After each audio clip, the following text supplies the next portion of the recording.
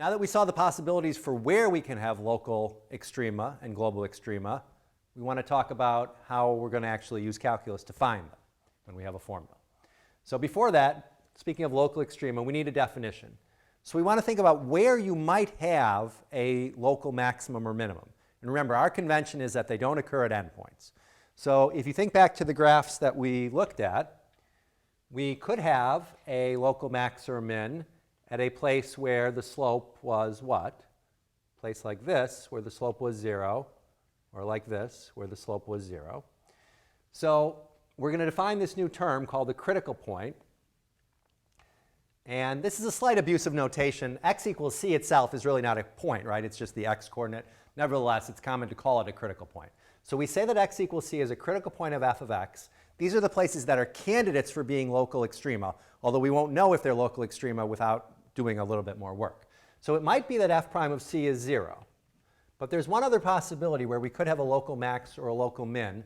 We haven't seen this often, but we did see such an example in week 4, week 3, I think, week 4, when we were sketching some derivatives.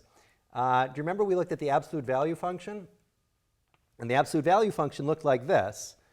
And it definitely has a what? At x equals 0, a local minimum, right?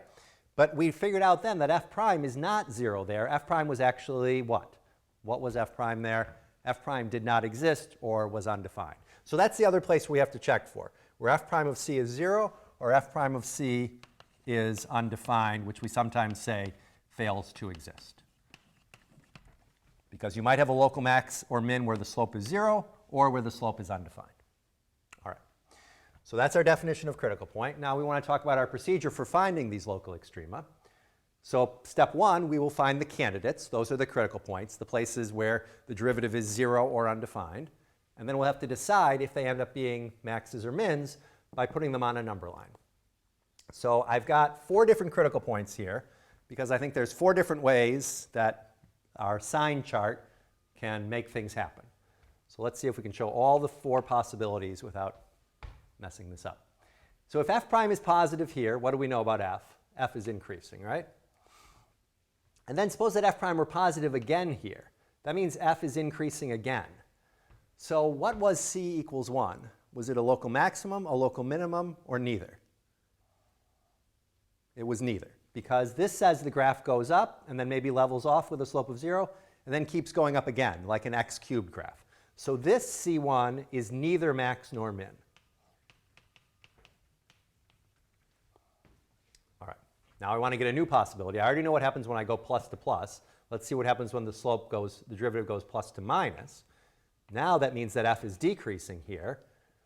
So c2, is this a max, a min, or neither? And I hope you would agree it's a maximum, a local maximum, because the graph goes up and then goes down. So that's a local maximum.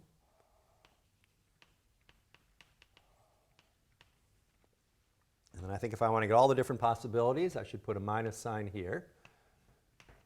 So now f is going down, and then maybe levels off, and then goes down again. So this is like a negative x cubed. So this one is also neither max nor min. And then the 4th possibility would be if f prime were positive, meaning f is now increasing. So if f decreases and then increases, what do we have there? We have a local minimum. So when a question asks us to find the local extrema, this is the procedure we'll have to use. The procedure for global extrema is a little bit harder to write out so clearly. If you think back to the graphs that we saw, where could a global extremum occur? It could have occurred at a local extremum. So we want to check the local extrema. And where else did we see in our examples from the previous segment where a global max or a min could occur? They could also have occurred at an endpoint. So we want to check the local extrema and the endpoints, if there are any. Remember, there won't necessarily be any. But those examples were also intended to help us illustrate for us how we might be misled by only doing these.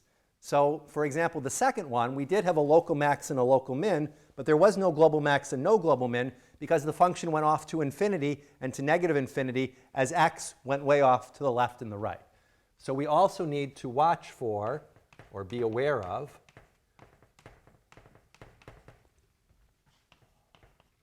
what happens to f of x as x goes to plus or minus infinity. And then there was one final thing we had to watch out for. That was the example that had a vertical asymptote. And that vertical asymptote prevented us from having a global maximum. So but be aware of what happens to f of x as x goes to plus or minus infinity, and look for vertical asymptotes.